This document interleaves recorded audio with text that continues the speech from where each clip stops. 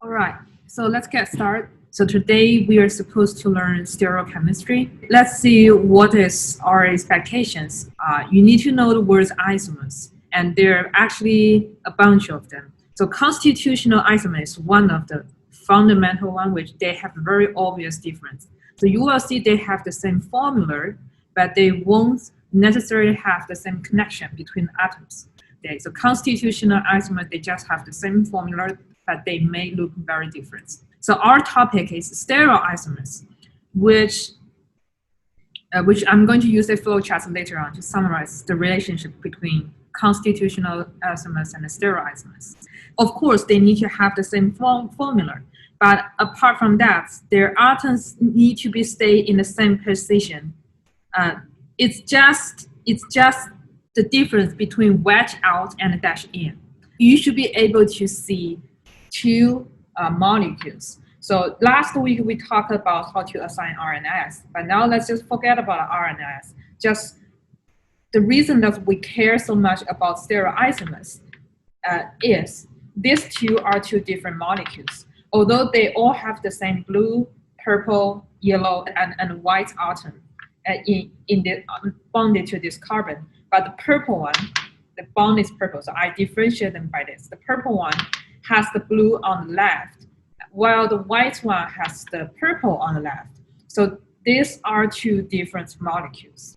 Your expectation in midterms would be these are two different molecules. Then you will start to think about, is that R molecule or S molecule? But long times ago, let's say the history of stereochemistry, that's when don't know that these two are actually two different kind of molecules. They use polarized light to differentiate them. Although they have the same formula, but these two are going to behave differently and the polarized light. So here, you just need to know a little bit of what is the polarized light. So it means they usually have a slit, or you can think about as a filter. So only the light in the same direction of that filter can go through the whole channel and then can be observed by the detector. Only if the molecules, they are all belong to R, they are going to behave similarly, or S will have a definitely different rotation and this polarized light. They will need you to know, so that's the very beginning of the words D and L, which if you go to 118C, you're going to see D sugar, and L sugar a lot. The reason of D and L is because people start to figure out, okay, they are the same formula sugar, but they have different stereochemistry. So people still using D and L just to differentiate between them. And you just need to know D is plus and L means negative. And this positive and negative is only related to how the axis of the light of the slits change. Just back to this diagram. So in order to let you guys have a really clear impression on what is the polarized light, and I happen to use a polarized microscope. So this image is the sample under normal microscope. But if I add a slit in, which means I'm going to block most of the light that's coming through the sample, and that is a polarized slit. If I'm adding that polarized slit, I'm going to filter out a bunch of light, and only the sample that has the same rotation or in the same angle of my slits can be detected. So this is the image and the polarized light. It's the same sample. So you can see here. So similarly, if I zoom in a little bit, it's going to show. So you can see a lot of them, they lost their light, not because there isn't a sample. It's just because the sample is not the same direction of my polarized slit. So this is a very direct way to let you guys know what is polarized light. In a complete IUPAC nomenclature, you need to include R or S if necessary. So I just told you how. Now it's just a quick review. And we also need to learn what is Fisher projection. We talked about Newman projection in discussion 2. Fisher projection is the second projection that you're going to learn in the whole 118 series. And that's the last one, actually. So there is an easy way for you to remember Fisher projection. Is the one on left and right, it's like the two hands is hugging you. So horizontal one is like the two hands of a person hugging you. So it's always going to be wedged out in the horizontal, and it's always going to be dashed in the vertical. Okay, so then people is going to ask, well, I didn't see any convenience if I'm using feature projection. That's going to make a difference if you have more, something like this. So if you have two, usually it's more. So that's the sugar we talked about. So actually, in a lot of the sugars, each of the carbon here is going to be a stereocenter. So check, they all have different bond. They all have different bond in each carbon. So each of the carbon in the sugar is going to be a stereocenter. And this is where Fischer projection is going to be really useful. So you don't have to show wedge dash for each of them. You just need to draw the cross, and people just take the term of Fischer projection to represent horizontal wedge and vertical dash. Relative stereochemistry vs absolute stereochemistry. This is the part that I didn't go through last week, which is in the third bullet point of my discussion 3. We know they all have different stereocenters, and how could we describe them easily? There are 3 terms that you do need to learn. One of them is enantiomers, and usually we just use an E. That's the first letter. And identical if they are actually the same. Okay. Diastereomers. You're going to see a D for that. Methyl for M. So that's the terms. If I'm going to use a flowchart, like a constitutional isomer, stereoisomer, the relationship between a pair of stereoisomer might be enantiomers, diastereomers, methyl, or they actually are the same thing, identical. I think identical is going to be the easiest one to understand, which means they are basically the same thing. We're just going to differentiate between enantiomers, diastereomers, and methyl. Let's read their definition first. So pay attention to these several words. So first is non-superimposable. Superimposable means these two can be overlaid on each other. It's all about, are they superimposable? Are they mirror images? So it's all about these two concepts. And then in your discussion menu, they give you an chat, which is very clear. Compound A and compound B are mirror images. So this is the mirror plane.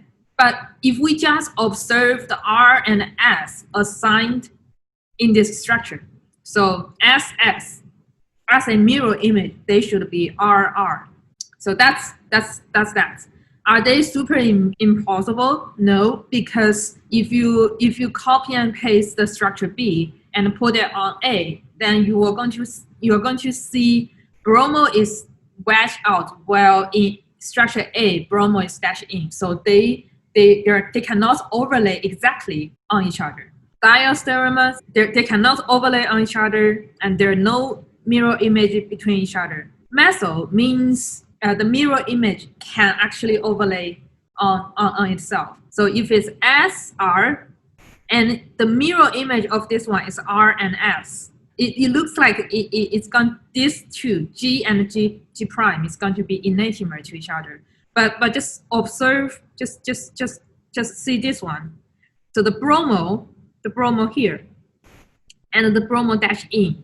If you look from the other way of the molecule, if you turn the whole thing around, then this dash in is going to be here, bromo, and this wedge in is going to be here, and then you have the rest of the bond. See, this one is actually exactly the same with the original one. This is a pair of methyl. So I don't like this way, because each time you need to draw the mirror image of the compounds that you want to identify, and then you need to compare, or you need to assign R or S on each stereocenter of your compound and compare the one on your mirror image. This is so time consuming, so I don't like this way. Apart from that, you also need to learn how to assign R and S. The words writing here is what we have gone through last time. So we talk about put the fourth group, which is the least priority group, in the back of the paper, and then to count the priority by sequence. If it's 1, 2, 3 clockwise, then it's R. If it's counterclockwise, then it's S. And then they also require a complete nomenclature, which means you need to add R and S in the front of the name. Okay, then it goes to practice. So see, just from the question, you can see what our expectation is. So circle the optical active molecules, which means we want you to circle the chiral molecules. So only if the compound is methyl. So only if the compound is methyl, then it's not optical active. Otherwise, they are all optical active. And then assigning R and S, that's what we talked about last week. And we are going to do a quick review in our notes, a quick practice on that. Well, I think it's the most important part of today's discussion would be very clear about what are those E, D, I, M mean. Well, constitutional isomer, that's I think that something that you should definitely know. So basically the first four, and then be able to figure it out in, let's say, a few seconds. A quick review on assigning R and S. So last week we talked about the priority, which I still attach the priority table. I can start to assign the priority first. Well, bromo is, of course, is going to be number 1, and hydroxyl is going to be number 2, proton number 4, methyl number 3, right? So I think that's clear. So go ahead to assign R and S by yourself. So last week we talked about the direct way to assigning R and S. In the structure on the left, hydrogen is already in the back of the paper. And then let me highlight the sample with the same color. So bromo, let's say if the bromo is going to be the yellow bond, the yellow atom here, and hydroxyl is going to be the purple. Hydroxyl is going to be the purple. Hydrogen is in the back of the paper. Blue is going to be the methyl. I'm trying to label them in the same way as my example is. So what is now showing in the structure in the paper is bromo, the yellow bromo, and the blue methyl is in the plane of the paper, while hydrogen is dashed in. The purple hydroxyl is wedged out. So it looks like this. The blue hydroxyl and the yellow bromo is in the plane of the paper. Well, if you're looking from the plane, that hydrogen is dashed in, while the purple hydroxyl is wedged out. So this might be a clear view to see that. So if we are doing this, I'm going to rotate a little bit. So it's going to behave the same if you want to assign like this. So previously, I'm just looking from horizontally from the plane of the paper. Now, the R and S of the molecule is not going to change regardless how you are going to look at them, right? So if I'm putting the hydrogen in the back of the paper, now let's count. Bromo is number 1, hydroxyl is number 2, blue methyl is number 3. So it's go counterclockwise, right? So it's go counterclockwise, it's S. Okay, so let's do the one on left immediately. So if I'm still going to color the same molecule, so bromo is going to be yellow, hydroxyl is going to be purple, methyl is blue. Okay, so what are the difference? Previously, it's this one, right? So now actually it's changing. It's changing the sequence between the hydroxyl and the hydrogen.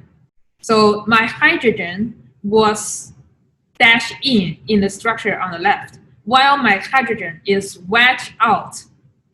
My hydrogen is wedged out in the structure on the right. Did you see the difference? One of the ways to do that is if you are really good in imagine, then you can still think about, okay, I'm going to put the hydrogen in the back of the paper and then count. If you are counting that way, so bromo number 1, hydroxyl number 2, blue number 3, so 1, 2, 3, it's clockwise, then it's going to be R. So 1, 2, 3. So we know this one, the structure on the right is going to be R. It's going to be R. But what if I don't want to put my hydrogen in the back? I just want to put my hydrogen in the front. Then you still count in the way like a 1, bromo number 1, hydrogen, hydroxyl number 2, methyl number 3. So if your hydrogen, the least priority group, is in the front, then it's going to look counterclockwise, but you flip the R and S you assign. So it's going to be opposite to the clockwise or counterclockwise from you put the hydrogen in the back of the paper.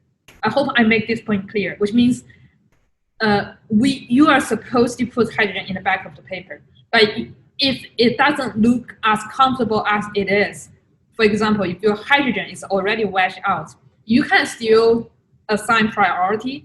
You can still count if they're clockwise or counterclockwise, but just flip the answer. So I know, although my hydrogen is the least priority group, but it's wedged out. It doesn't matter. So 1, 2, 3, it's counterclockwise, right? It's counterclockwise. So it look S, but because my hydrogen is wedged, so it's actually R. We just go through the model to explain why it's flipped. So you don't have to flip the structure. You can just assign as it is. But so it's R. But flip the answer. So that's a small trick on assigning R and S. I hope you can use it well. Okay. And then the second thing is the relationship between enantiomers and diastereomers. So keep this sentence in mind. I really like this sentence. So only if all the stereocenters are opposite, they are a pair of enantiomers. As long as one of the stereocenters are the same, they are a pair of diastereomers. S, they are the same. So remember, as long as they're one of the stereocenters that's are the same, they are a pair of diastereomers. Yes, it is. Okay. So here, let's see. R, S. So they are all opposite to each other. This is supposed to be a pair of enantiomers. See? What's this? S, R, S. Because I can see S is the same. As long as they're one of the stereocenters are the same stereochemistry, they are a pair of diastereomers. If this is, yes, it is. See, so this is something that's really, really useful. So you can go check the rest of them. It's all going to be the same. Then the only thing you need to pay attention to is if there is a symmetrical plane in the compound like this, they're going to be methyl, or are they actually just exactly the same molecule, which is identical. So this simplifies the process of how you are going to compare. So you don't have to draw the mirror image. Like for example, the compound like this, you can tell, even you don't have to assign R and S for this one, you can tell the stereocenter of this part is going to be the same. And then the only difference stereocenter is this one. Since you already find a stereocenter which is going to have the same R and S, you don't even have to check the other one because you know it looks very different. It's a pair of diastereomers, okay? So you are supposed to go through the mirror image, the mirror plane. The mirror plane look the same as the original molecule? So all the things on discussion menu, you are supposed to go through them. You know how to do. That's the correct way or the original way of doing that. what I'm introducing now, these two sentences, is just like a shortcut of finding their relationships. Okay, I can't find collagen on the priority table only if they are bonded to R, so which means they are hollow alkyne, then you always treat them as substitute. It's because the carbon on R group lower their priority. Otherwise, bromo itself, it has very high priority. But as a name, it's always going to be hollow something, so it's not listed in the table. How about now? Let's talk through the common mistakes. Nomenclature forgets to assign RNS. So far, that's the most common mistakes. Okay, and another tricky one is this is not a stereocenter, which happens a lot. This might be something very fancy like a ring, or something else, or even this ring is not the same. So very fancy thing that is going to make you think this center carbon has 4 different bonds.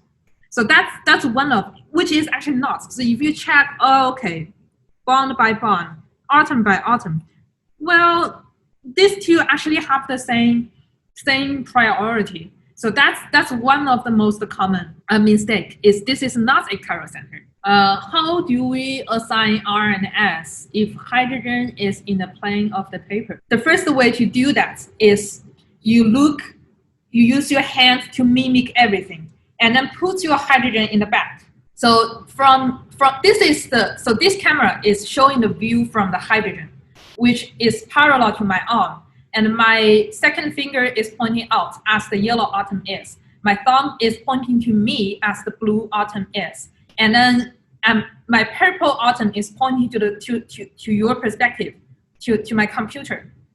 I'm going to rotate to myself. So keep in mind, your hand is always the best model. Your first and second priority is wedge and dash.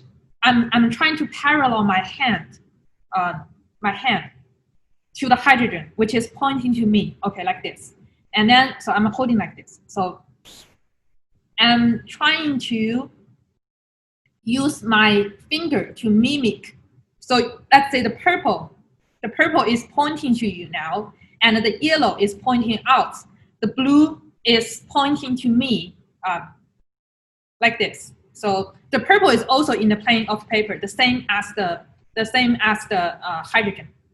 So what happens to that? So you are going to mimic the model like this, and then turn the whole thing into you. So I'm putting my hydrogen, which is my arm, in the back of the paper, and trying to remember the logic, like the sequence: purple, yellow, blue. Okay, go back.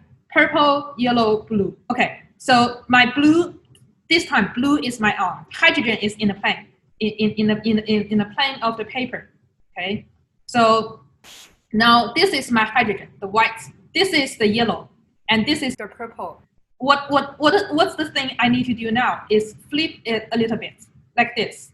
So I'm flipping the yellow, which is originally pointing out, into the paper of the plane. And my hydrogen is wedged out now. There are tricky questions assigning RNS for these two.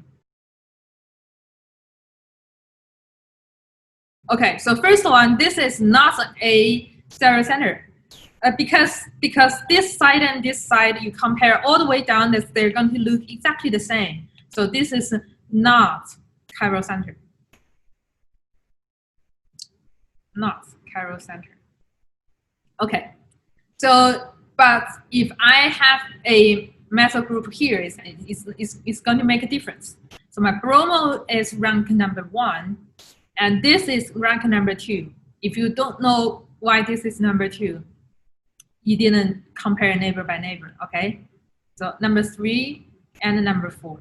So this one is going to be, my hydrogen is already in the back of the paper, 1, 2, 3. So it's going to be S because it's counterclockwise, right?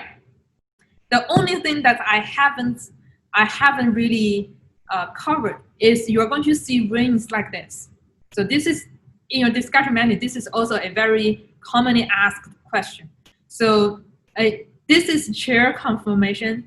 I hope you are going to learn this very soon. or you may have learned this in other places. So we call this chair conformation. And Sarah Levens is going to show you a model of this, of a chair, how ring flip works in her lecture.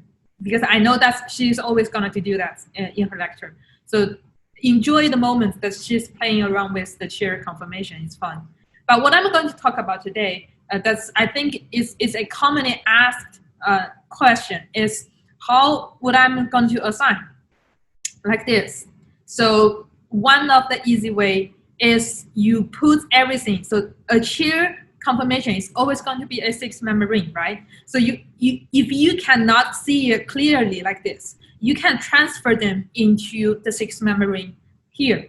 How to transfer a chair conformer into a ring like this? Okay. For example, I just want to transfer this 6-member ring to here. So you can randomly pick a starting point. For example, I want to pick this chloral as a starting point. If it's dash in, then you just dash in chloral, okay? Then you go all the way through the place that's like this. So if this is going to be number 1, then number 1. Number 2 is empty, fine. Number 3 has a dash. So number 3 has a dashed metal, okay? So this is the way to go to the chair conformation. But when you want to assign RNS, it's usually more clear if you can transfer a chair back to a 6-member ring. So we are going to do a example of transferring back. So let's start with number 1. And my method is wedge out, is pointing up. So I'm pointing up. And because my acyl here is pointing down, then I'm pointing down, ET, for acyl, okay? My methyl here is pointing up, so 1, 2, 3. So my 3 is pointing up, so there's a 3 pointing up methyl. And then my number 4, I'm going to change another color. Number 4 is also pointing up, right? So pointing up and down, I mean divided by the plane of the paper. So if they are pointing up, then it's going to point up. So you can think about it this way. So no matter what kind of the 6-member ring that you are drawing, it's not going to change if you are drawing in the way of on the plane or just drawing a 6-member ring. So it won't change. As long as it's pointing up, it's going to wedge, regardless how you are going to draw it out, right? So you are not going to change the fact that this one is pointing out. So if it's pointing up, it's wedge. I don't know how it works for you, but it works for me easily if I can just compare them to a 6-member ring, then see them in a chair conformation. But it might, for some of you, it might be easier to see on a chair conformation than 6-member ring. But I'm teaching you either way of transfer between these two. Anyway, you need to learn this in 118A. That's one of the skills that you have to know how to. I'm confused by Fisher projection, how horizontal bonds are dashed. So Fisher projection means that you are trying to put the molecule on something like this, on a roll like this on my hand, and you are just viewing from this perspective. So you are trying to fold the molecule like this. Could you see that? So on this side, that's the white and blue is pointing to you. Well, the horizontal is always dashed in. Could you see that? So if they have the same formula, if yes there, then you start to think about, do they look the same? R and S, okay? If all the stereocenters, we usually use a star to for represent stereocenters are opposite. They are E. As long as they're one of the stereocenter are the same, they are diastereomers. So and then when they are when all of the stereocenter are opposite to each other in E, then you just need to wipe out. Just look clearly, look carefully, check bond by bond. Are they? Well, I'm happy that even Sarah Levens is holding and review session, I still have 12 people coming to my discussion. Well, thanks for those. Otherwise, that's the end, and we're going to see you in office hour. Bye-bye, people. Bye-bye.